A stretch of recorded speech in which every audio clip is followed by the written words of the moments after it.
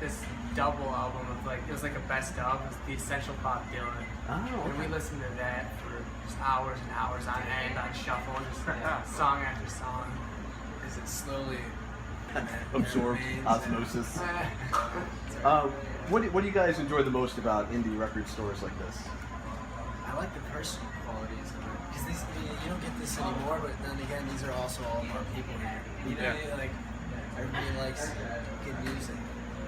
It's very much true. I like how you can walk in and it's not like, you know, it just depends on what they have. You just have to dig, and I like digging through and finding things that even aren't in the right spots. You know, it's something you can really get trapped in doing. Yeah, finding the gold. And it's like walking into an art gap, you know? Yeah, that's true. It's Because you guys all share yours pretty much. Yeah, we've got.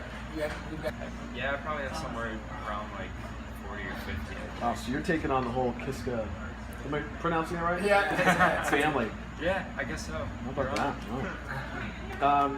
Well, an EP that I'm currently obsessed with is your Black Smoke Rising EP, so hats off on that, guys. Can you talk a little bit about the recording of the EP and when folks in the music industry kind of paid attention? Yeah, I think, you know, there's quite a collective amount of material on that EP because it's based, you know, there's Highway Scene, which was one of the first songs that we'd ever written. And then there's Black Smoke, which is one of the most contemporary. So I think it's, you know, that was certainly an element that we wanted to achieve in the EP Black Smoke Rising, and I think we did it quite well. It was a weird time ago for like 2.5 years before we actually got everything figured out, you know, how we're gonna release it. Because when we set foot in the studio, we didn't really know what like being a studio musician was and how to actually record songs.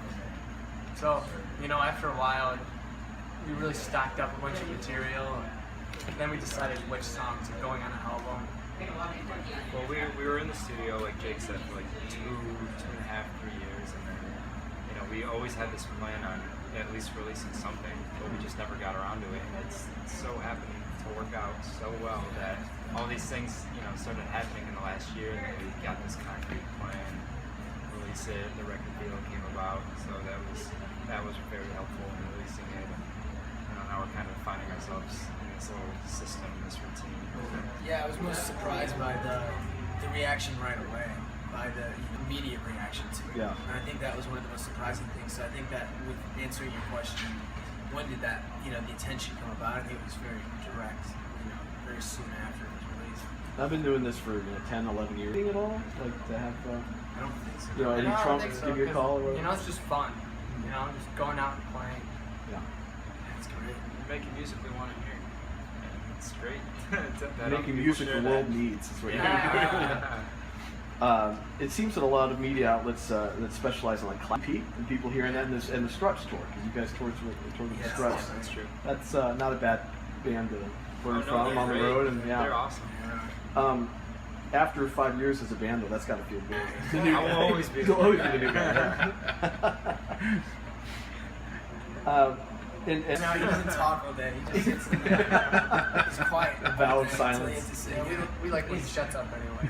It's not really. He doesn't But speak he's until. he's the other Kiska brothers. There's 3 brothers in the band. I'm sure you're sometimes painfully aware of that. Are you ever left in the dark?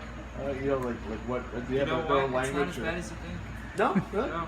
Well, you're a longtime friend, though, right? So Yeah, he's basically a brother from another mother. Yeah, it's really exactly. Well, let's talk about the band's origins. You talked about 5 years ago. So when the 3 of you and I forget the other drummer. Like, when did you decide to form as a band? And, I guess it kind of. Jake was always bringing back home a buddy from Jake Mountain was complete at that point. and I know the band's named after a little old lady in Frankenmuth. Yeah. Yeah. So I love that there's a real Greta Van Fleet. That's great. It reminds me of Leonard Skinner or something like that. You know, Yeah, they do those band name origins. And, Right. but can you talk about Greta and how How she? she out here backing up to go, and we were like, "Wow, that sounds cool. What's the band name?" Yeah, right. Our old drummer was like, you know, talking about his day, and he's like, they made like a show the very next day, and we're like, that's kind of a badass. She kind of did she do music lessons or something like that, or it was? I think she dabbled.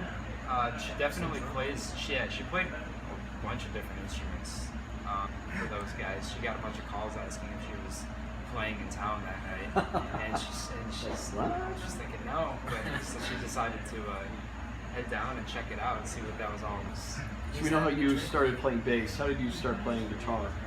Was it jazz band? Or? No, I've always played guitar. I don't really know where I Born with one in your hand? Sort of like that, yeah. I don't know when I started really.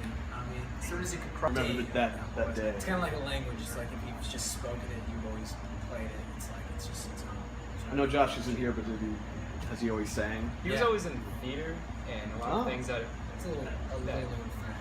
Yeah, a little have an EB, but we had this little talent show coming up, and that's kind of when I really got to know Sam. We kind of collaborated and really started picking up drums around 8th grade, I think, 7th grade.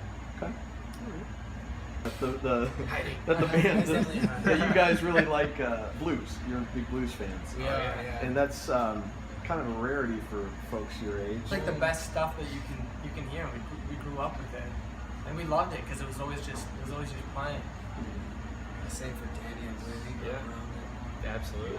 So I think that's like the common ground. That's like the glue that holds everything together. Is that we all equally appreciate That holds rock music. together. Yeah, that's that too. the bedrock for sure. Well, what new bands are on your radar? Are there any? So we had you guys look around the store for a little bit. Yeah, which was fun. Yeah, Yeah, that's always I could do it all day. always a good time. So what? This is like the first album they had out. The Cave, Winter Winds. It's That was the Monster one, wasn't it? Yeah, but it's difficult to select any like your favorite song of this one. This is if it's going for contemporary influences. This is certainly one of them for me. It's a true album. Yeah, It's good. yeah, it's one of those. You don't have a single of it. reasserting things. Yeah. Yeah, little line and sounds. All right. Well, we covered contemporary. What else do you have there in your Well, the most stash? contemporary album I have is Yeah, what's the newest one you have? on a real LP. I'm sure you'd agree with that. Yeah. This is the best example of it out of all. Records, but we got smart guys like you to pick them up. Oh, Get out as far as we can. As much as we enjoy being in the studio, I think that we're all live musicians. I think that's where our strong suit is. So, Do you have any stuff in the can on that new record though? Is it like any we're work, gonna try work to towards it so we're far? gonna try to get it out by like the. Been the idea. Yeah, we are. That's awesome. Well, you said you play a version of Evil. What else is in your set? I know we got the EP obviously. There are some things in the set that are